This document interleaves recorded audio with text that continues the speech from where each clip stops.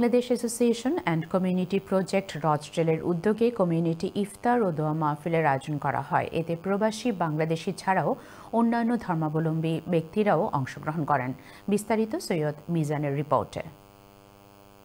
ACP রচডেলের উদ্যোগে community ইফতার ও দোয়া মাহফিল আয়োজন করা হয় সেন্ট্রালের হল রুমে। চেয়ারপারসন মুহিবুর রহমানের সভাপতিত্বে এবং সেক্রেটারি আজম খানের সঞ্চালনায় রোজা গুরুত্ব সম্পর্কে আলোচনা করেন মৌলানা মুফতি এমদাদুর রহমান। তিনি বলেন, পবিত্র রমজান মাস আমাদের জন্য রহমত, বরকত এবং মাগফিরাতের মাস। আমরা যেন রোজা রেখে আল্লাহর দরবারে শুকরিয়া আদায় করি এবং আমাদের সকলকে গুনাহ কাজ থেকে বিরত রাখার চেষ্টা করি এবং রমজানের পবিত্রতা রক্ষা করি।